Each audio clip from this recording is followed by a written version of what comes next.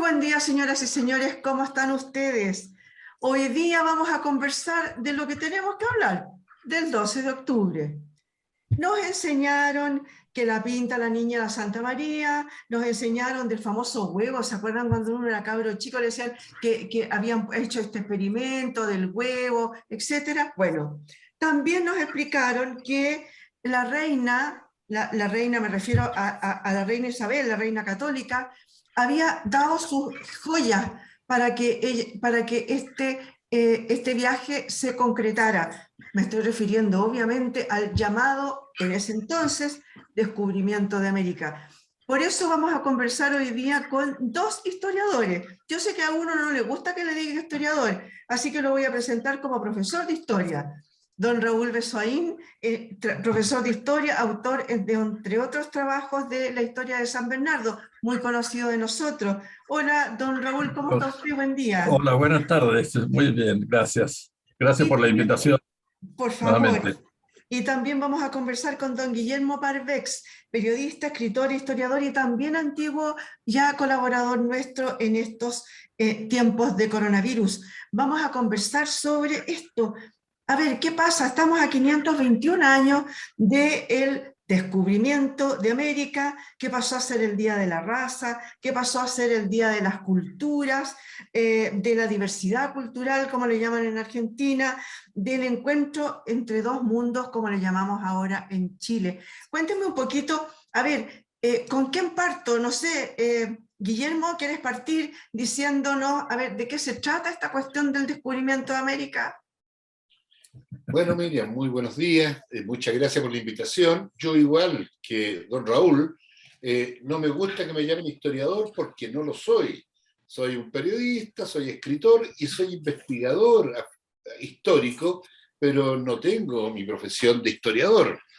No soy licenciado en historia, así que también me adhiero a este llamado a no decirnos historiadores. Está bien, está bien.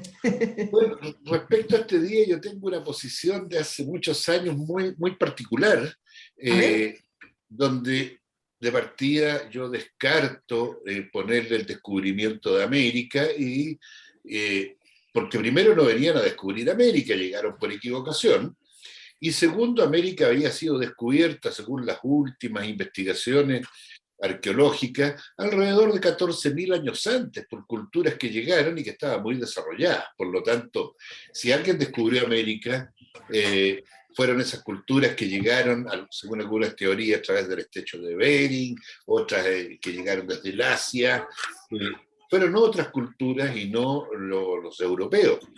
Entonces yo le llamaría al 12 de octubre el comienzo de la invasión europea al continente americano.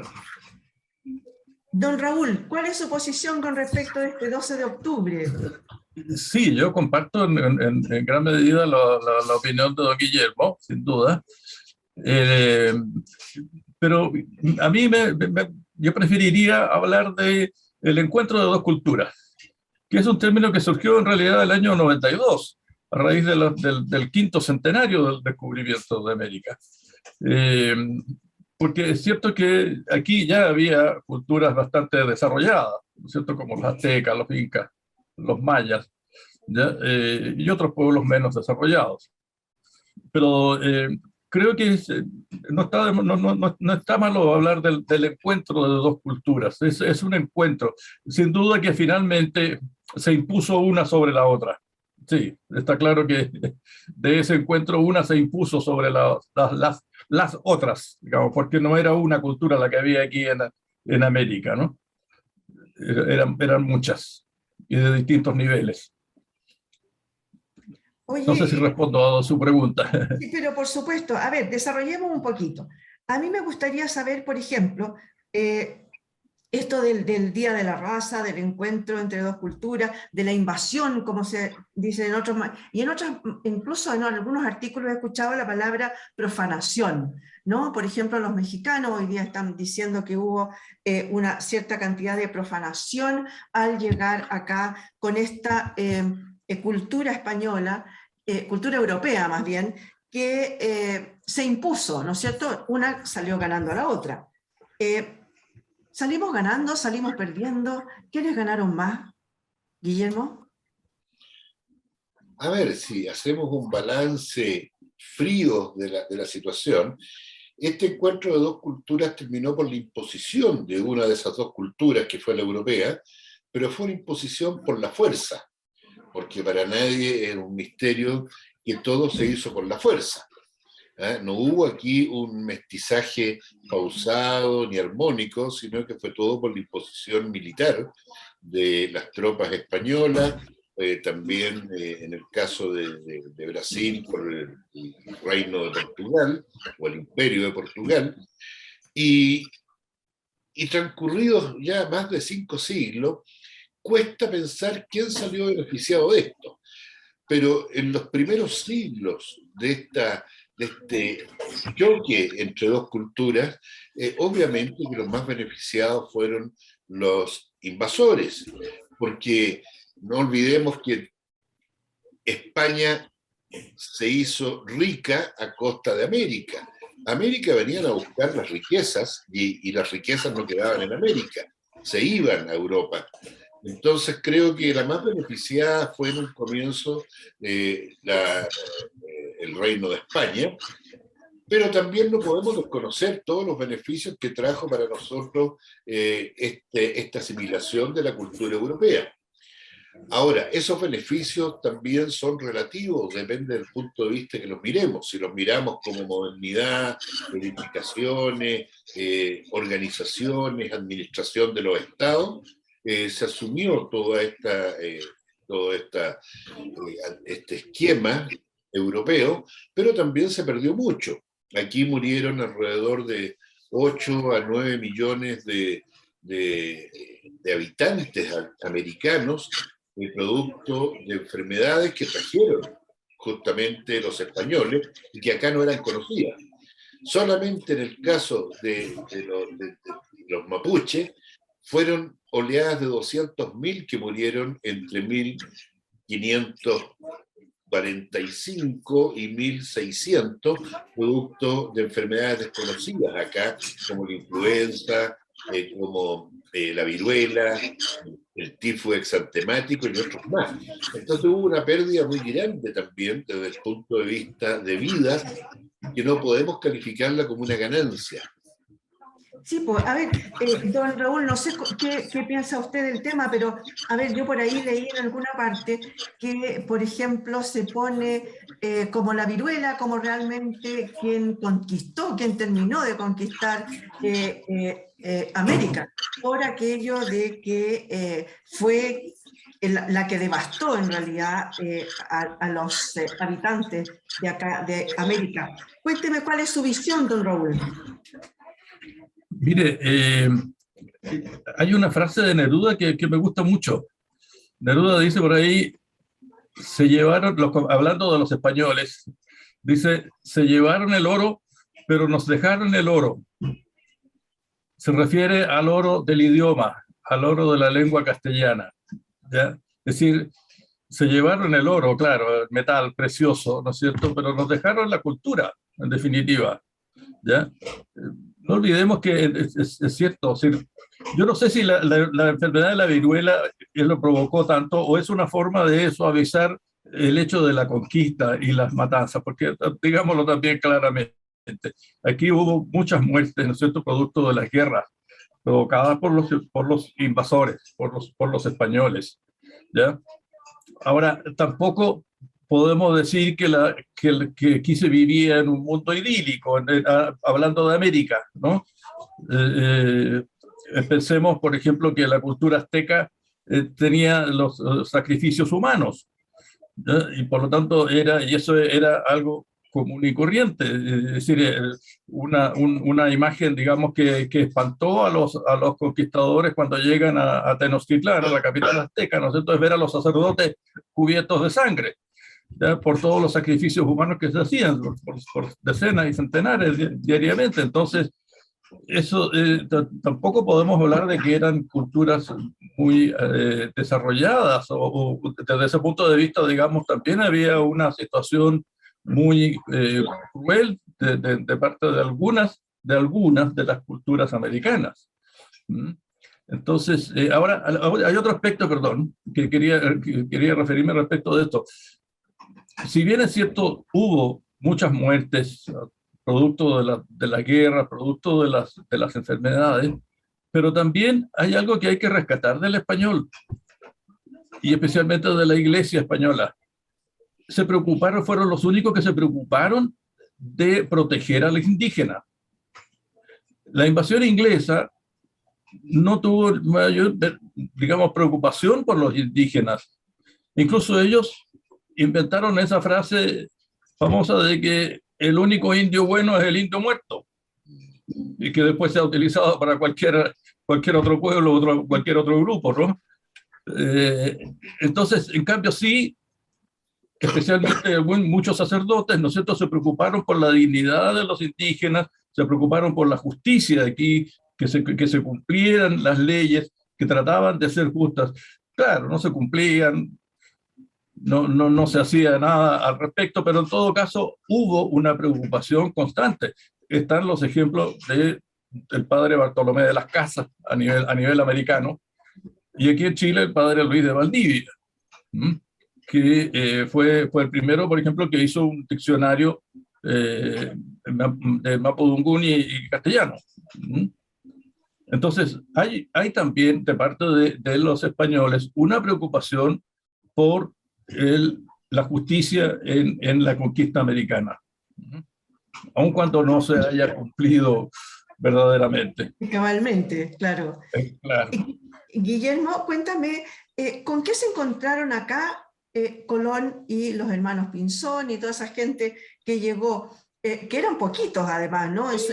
En un comienzo fueron apenas 3 carabelas picantes, diríamos, ¿no? Pequeñas. ¿Con qué se encontraron acá cuando llegaron ahí y dijeron que esta isla se iba a llamar San Salvador de ahora en adelante? Bueno, tal como tú decías, Miriam, eran buques picantes, por decirlo de alguna forma, porque solamente una era carabela, que era un buque de mayor tamaño, y los otros dos eran naos, que eran buques mucho menores. Y hay que reconocer en eso la tremenda proeza, aunque se equivocaron de destino, la tremenda proeza de Colón y de su gente por haber logrado esa empresa de cruzar el Atlántico en esas naves tan precarias. O sea, eso no se puede ignorar ni se puede despreciar. Fue realmente una empresa heroica, que además le costó mucho, por todo lo que sabemos, a Colón buscar el financiamiento, que incluso estuvo en un momento a punto de ser financiado por los franceses antes que por España, porque Colón y su hermano buscaron financiamiento tanto en las Cortes de España como en las de Francia. Así que fue una gran empresa, que hay que reconocerlo, y ellos se encontraron con un mundo que ignoraban, y que ese mundo los ignoraba a ellos. O sea, el primer encuentro no fue un encuentro belicoso, ni un encuentro agresivo, fue un encuentro de sorpresa, yo creo que tanto para los que bajaban de esas naves de madera, como para quienes los observaban desde las playas. Ese se podría decir que fue el momento del encuentro de dos culturas que se vieron y empezaron a conocerse paulatinamente. Sí, yo creo que el problema viene después de Colón. Viene después de Colón, cuando ya se han completado las 3 expediciones y España comienza a ver esto como un negocio muy productivo para las arcas de la corona, del reino. Pero en un comienzo yo creo que fue primero un encuentro pacífico, fue un encuentro de mutua sorpresa y exento de belicosidades. Sí, tengo entendido que fue como con una especie de intercambio de regalos. Siempre se hace broma incluso de que acá les entregaban, no sé, las joyas o las cosas rudimentarias o no, que tenían, y que los españoles decían que acá andaban piluchos y que además ni siquiera conocían las armas, porque tengo entendido que las tomaban por el lado del filo y se cortaban incluso porque no las conocían, por lo menos las que traían los españoles. Seguramente tenían armas, pero de otro estilo, ¿no? Don Raúl, cuénteme, ¿usted concuerda con Guillermo? Sí, por supuesto. Ahora, ese encuentro, claro, que fue, como dice él, de sorpresa mutua, ¿no es cierto? E incluso, bueno, también les llamaba mucho la atención que los indígenas andaban prácticamente desnudos. Claro, pensemos que él llega a las islas, a lo que hoy día son las Islas Bahamas, ¿no? O sea, en pleno Caribe, es decir, un clima absolutamente tropical. ¿Mm? Pero yo quisiera volver un poco sobre lo que estaba hablando recién, justamente sobre eso.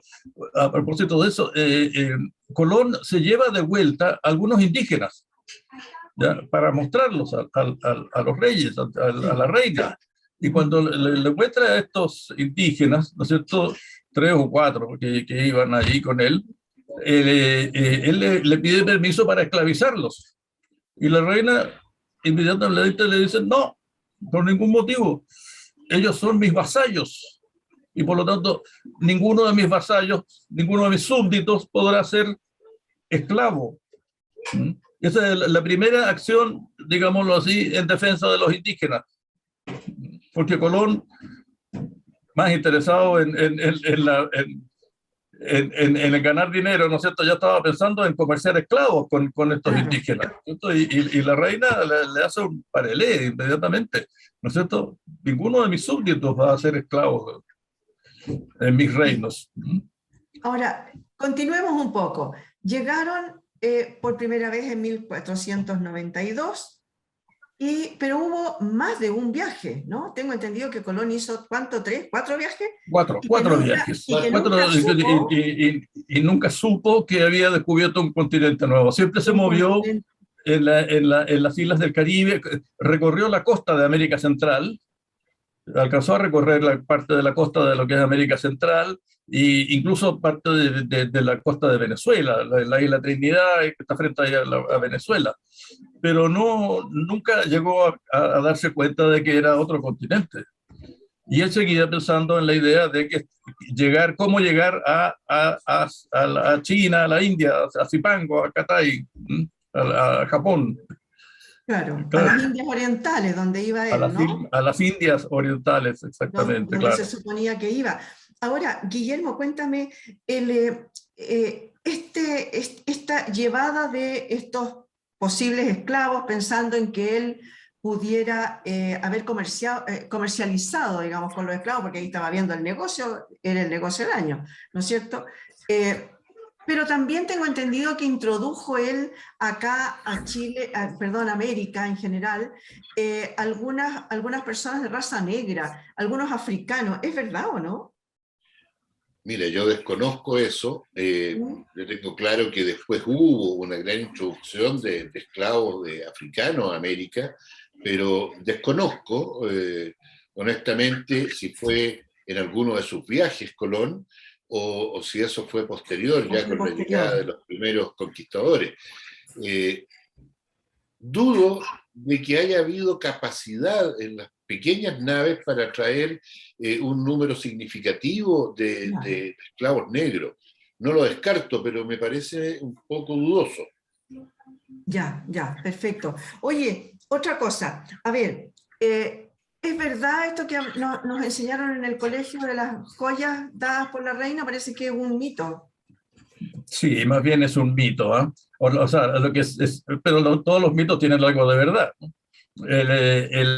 Sí, la reina apoyó especialmente, o sea, estaban los reyes católicos, ¿no es cierto?, Fernando e Isabel, pero fue Ujú. especialmente la reina Isabel de Castilla la que apoya a Cristóbal Colón, ¿ya? Y ella tiene que haber puesto recursos, por supuesto, del Estado, digámoslo así, no Claro. personales, difícil que haya puesto recursos personales como su joya, pero sí ella fue la que apoyó financieramente, digámoslo así, la expedición. O Ahora, sea, el reino de Castilla más bien.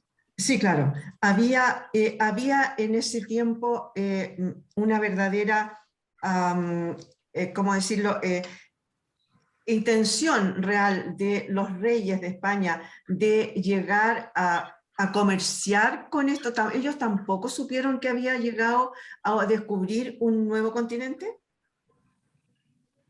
Yo creo que lo supieron mucho más tarde, lo supieron claramente, digamos, después del cuarto viaje de Cristóbal Colón, pero sí que el interés en comerciar o sacar provecho, porque no era tanto un comercio recíproco, sino que era una extracción y una venta en Claro. Europa. Creo que quedó muy clara ya en el tercer viaje de Colón, eh, que fue en el año 1498, cuando Colón llega hasta las desembocaduras del río Orinoco y establece, digamos, un pequeño puesto regentado por españoles para la extracción de perlas y su envío a Europa. Entonces creo que ahí ya empieza el proceso extractivo o de buscar el rédito, que es lógico entender que tenían que hacerlo. Si la expedición planificada por Colón no era una expedición científica, era una expedición comercial, que era buscar una ruta más corta para las Indias para que el comercio fluyera más rápido y los productos, digamos, fueran con un mayor margen de utilidad. Ese era el origen, que es lícito, porque él era un navegante, no era un científico. Que ahora que había estudiado bastante cartografía junto con su hermano, es cierto, pero ese era. Y cuando él ya llega a este continente que él no sabe que es un nuevo continente, empieza también a tratar de ver cómo obtiene un lucro legítimo a su esfuerzo de 3 viajes casi suicidas, ¿no es cierto?, en esas pequeñas naves. Pero yo creo que a contar del tercer viaje, con esta extracción de perlas en la costa americana, comienza lo que podríamos llamar ya el rédito comercial de estas expediciones. Ah, perfecto. Oye, así que en buenas cuentas, por lo que ustedes nos están contando, ¿quiénes más salieron perjudicados en realidad con estas llegadas sucesivas de Colón y su gente? Fueron la gente de México, de Honduras, de esa zona, ¿no? En realidad, de ahí hubo una gran sustracción los tesoros, digamos, que tenía el pueblo americano. ¿Es verdad o no? Y yo diría más que nada las islas del Caribe, ¿no? Las Sí. islas del Caribe son las que sufren más el embate, digamos, de estos invasores, y de hecho la población, ¿no es cierto?, prácticamente es diezmada. Tenemos la situación, por ejemplo, de Haití. Haití, ¿no es cierto?, que es una república negra. ¿Por qué? Porque los indígenas que vivían allí fueron diezmados, y por eso se pobló de negros traídos de África, ¿ya? Entonces, y así tenemos otros pueblos que son también de gran población negra, precisamente por eso. Jamaica, por ejemplo, también, bueno, aunque Jamaica después va a ser inglesa, pero de todas maneras, también ahí la población, ¿no es cierto?, indígena originaria es diezmada y es reemplazada por población negra. Así que yo creo que ahí estaría los mayores perjudicados, digamos, porque prácticamente desaparecieron todas esas culturas. Guillermo. Concuerdo absolutamente, porque así lo veo yo también, que fueron los más damnificados y dañados en esta primera etapa. Ahora, este afán de Colón de ir conociendo estas tierras ignotas que no sabía que eran un continente, fueron exentas de violencia permanente, salvo algunos enfrentamientos muy pequeños, pero no tenían un afán de conquista, sino que de ir conociendo. Y cuando cambia abruptamente el camino de que podemos llamar el descubrimiento de América o el encuentro de dos culturas, culmina 7 años después del primer viaje de Colón, exactamente en el año 1499, cuando la corona española decide poner fin al monopolio que tenía Colón sobre las navegaciones a las Indias, porque todavía seguíamos llamándonos, o nos seguían llamando las Indias, y le pone fin al monopolio de navegación que tenía Colón, y abre el negocio a navegantes y empresarios. Y esto dio lugar, sin duda alguna, a la realización de una serie de expediciones denominadas, ¿no es cierto?, viajes menores, o de viajes de reconocimiento o de rescate, o también en España se le llama los viajes andaluces, porque todos surgieron de la costa andaluza, y que partieron a América con un fin ya netamente comercial. Creo que ahí es donde se produce el quiebre en este encuentro de dos culturas a una invasión ya más planificada y que se abre fuera del ámbito de Cristóbal Colón. O sea que en realidad, pobre Cristóbal Colón está siendo juzgado malamente hoy día, ¿no? Porque el hablar del 12 de octubre hoy día y hablar del descubrimiento de América, que bueno, nosotros siempre decimos, no, pero si nos vinieron a descubrir, nosotros ya estábamos hacía rato, decían, ¿no? Pero igual fueron dos culturas que se encontraron. Ahora, el pobre Colón a lo mejor está injustamente acusado de esta invasión, porque la invasión mala, digamos, la invasión perjudicial para los nativos americanos fue después. Sí, sin duda. No, y además, es decir, volviendo a un aspecto positivo también, hay que tomar en cuenta, decir, a partir de la conquista, ¿no es cierto?, y de la colonización, es como surgen los países, los actuales países latinoamericanos, ¿no? No Claro. existían estos países propiamente tales, o sea, ni siquiera Chile tampoco podría llamarse como tal, ¿no es cierto? Eh, entonces, también hay que tomar en cuenta eso, es decir, con todo lo bárbara que haya sido la invasión, ¿no es cierto? Sin embargo, formaron lo que somos nosotros hoy día, los países latinoamericanos, y que nos sentimos latinoamericanos y que nos sentimos formando parte de un grupo, ¿no es cierto?, más o menos homogéneo y con raíces comunes, etcétera.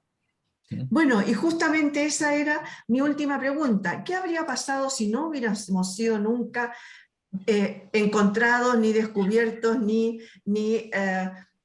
no sé, invadidos, digamos, por las huestes españolas o los portugueses o los ingleses? Si no hubiéramos sido descubiertos, ¿qué hubiera sido de nosotros? ¿Qué hubiera pasado? ¿Cómo habría sido nuestra evolución? Es bastante difícil de imaginar, pero a ver, creo que América habría ido a un ritmo más lento que Europa, pero habría tenido los mismos problemas que tuvo Europa, o sea, se habrían seguido desarrollando ciertas culturas más avanzadas, como eran los mayas, los incas, los aztecas, pero esas culturas habrían llegado a la parte más alta de su ciclo, habrían decaído y habrían dado origen a otras culturas que quizás tuviesen la supremacía en el continente. No habríamos estado exentos de guerras, porque de hecho las guerras eran algo habitual en América, igual como eran habituales en Occidente o en Europa. Y probablemente seríamos un continente bastante menos desarrollado, pensando en que nunca llegase hasta el momento un europeo. Seríamos quizá un continente muy menos desarrollado comercialmente, tecnológicamente, pero también tendríamos nuestra vida propia. No nos olvidemos que podemos un poco despreciar a los pueblos originarios por sus niveles culturales, pero también tenían grandes valores culturales y probablemente América sería en estos momentos ecológicamente mucho más sustentable que Europa, eso no me cabe la menor duda, por un lado. Segundo, sería quizás un continente más sano al al estar aislado de las pandemias mundiales. Pero, insisto, iríamos bastantes siglos más atrás que Occidente. Ahora, todo esto es un supuesto, pero yo lo veo así. Veo que a lo mejor la cultura maya habría llegado a su fin después de de 6 o 7 siglos, igual como llegaron a sufrir las culturas romanas, las griegas, y a lo mejor habría otra cultura que estaría predominando hoy, y esa habría tratado de generarse en un imperio y tratar de asimilar al resto de los pueblos. O sea, no seríamos un Edén, seríamos un continente con los mismos problemas que tiene hoy día, pero mucho más atrasado en ciertos aspectos y quizás mucho más relajado en otros. Sí, es difícil imaginárselo en realidad que no habíamos sido descubiertos en ese minuto por ellos, pero habríamos aparecido en la vida del mundo en algún otro momento de todas maneras. Don Raúl, cuénteme, ¿cuál es su idea, su impresión de lo que estábamos hablando recién? ¿Cuál sería? Sí, yo concuerdo también, como en otras oportunidades, tratar de con don Guillermo. Se ha dicho también que las culturas americanas tenían como un techo, por decirlo así. O sea, iban a llegar a un momento en que ya no iban a desarrollarse más. Ya. Bueno, también es un supuesto, pero de todas maneras. Pero hay algo que es rescatable, justamente que lo decía don Guillermo, hay algo que es muy rescatable de las culturas indígenas. Yo diría, en general, casi todas las culturas americanas, y especialmente nuestra cultura mapuche también, que es el sentirse parte de la naturaleza. El hombre occidental se siente fuera de la naturaleza y por eso que la explota y le saca todo lo que puede. El indígena americano y especialmente el mapuche también tiene ese valor, que se siente parte de la naturaleza, es uno más con la naturaleza, es uno más con los árboles, con las plantas, con los animales, ¿ya? Entonces, eso hace que haya una mayor defensa y mucho mayor cuidado de la naturaleza y del entorno natural respecto de lo que es, por cierto, nuestra cultura occidental, que es mucho más arrasadora con todo lo natural. Así que ese es un valor que sin duda que hay que rescatar de los pueblos originarios, o como pudiéramos llamarlos. Perfecto, muchas gracias. Les quiero dar las gracias, se nos acabó el tiempo, a don Raúl Besoain y a don Guillermo Parvex, ambos estudiosos de la historia, ahí sí, porque ninguno, Perfecto. porque ninguno quiere que lo llame historiador, pero sí estudiosos de la historia. Yo creo que nos han acercado bastante más a una realidad que la desconocemos, que de repente nos ponemos todos en contra y no sabemos por qué muchas veces, ¿no? Muchas gracias por haber estado hoy día con nosotros. Gracias a usted nuevamente por la invitación. Muchas gracias, Miriam, y un gusto haber compartido con don Raúl. Así que igualmente para mí, don Guillermo. De esto. Muchas gracias a ustedes, señoras y señores, también por haber estado hoy día con nosotros. Conversamos con don Raúl Besoain y don Guillermo Parvex, estudiosos de la historia, sobre este día 12 de octubre. Muchas gracias por haber estado hoy día con nosotros.